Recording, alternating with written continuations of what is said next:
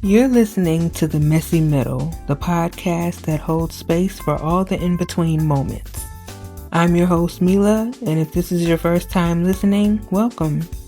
If you've already heard the trailer or intro, then you know this isn't a polished self-help podcast. This is the space just to be, to sit with the truth of where you are right now. And today, we are naming a place a lot of people live in, but very few admit out loud. You're not over them, but you're not going back either.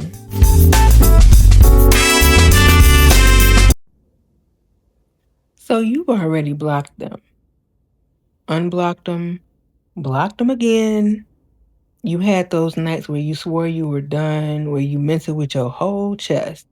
And in a way you are. You're done with the relationship part. You're done with the chaos. You're done with the wondering. You're done with the waiting.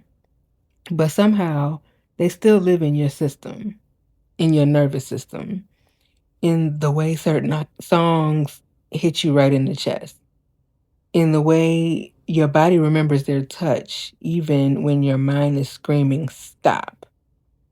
It's the way you catch yourself mid-thought when something good happens and just for a second you think about telling them.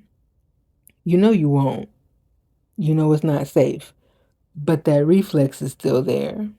The muscle memory of sharing your joy with them. This isn't the broken down, crying on the floor part of heartbreak anymore. You survived that already. You lived through the ugliest, rawest parts. So, no, that's not what this is. This is what comes next. This is that quiet ache, that low hum that doesn't shout but never quite goes away. It's that I should be further along by now feeling. That part where nobody brings up their name anymore because the world assumes you're over it, but you still think about them more than you'd ever admit out loud. Maybe it's not even them that you're holding on to. Maybe it's who they were to you, or who you thought they were, or who you were when you were with them. Sometimes it's not about missing the person, it's about missing the version of yourself that felt loved, that felt chosen, that felt wanted, that felt seen, even if it was temporary, even if it was messy.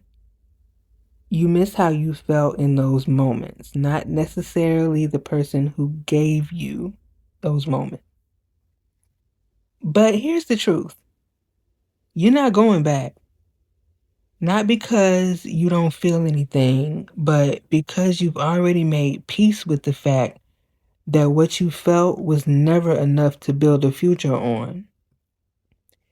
You've already done the math. You've already seen what it costs to go back. And you're not willing to pay that again. And that right there, that's where the grief gets real.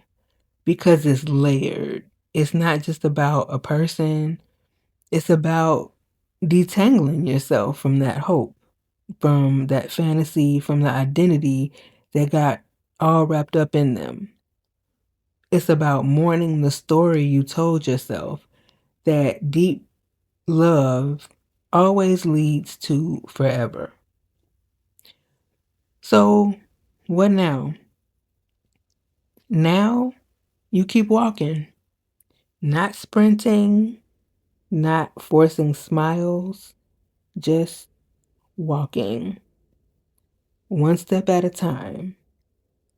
You let the ache exist without letting it steer the wheel. You let the feelings rise without deciding they mean something bigger. You remind yourself that missing them is a symptom of healing, not proof you made the wrong decision. And most of all, you give yourself credit because staying gone, even when you're not fully over it, is one of the hardest things you'll ever do. And you are doing it. You might not give yourself enough credit for that, but you should. Because that choice, choosing yourself over the comfort of what once was, that's growth. That's courage. That's love too.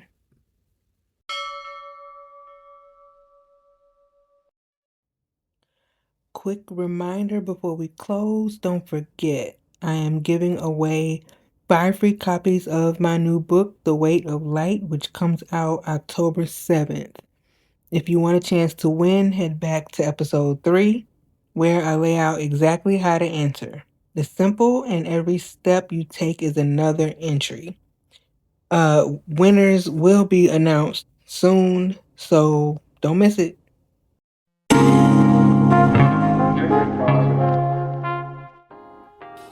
Thanks for listening, everybody. Thank you for listening. Thank you for being honest with yourself. If you are sitting in this middle space, you are not weak. You are just human. If this episode met you where you are, please share it with someone who gets it. Come back next week for another messy truth. And until then, I will see you soon.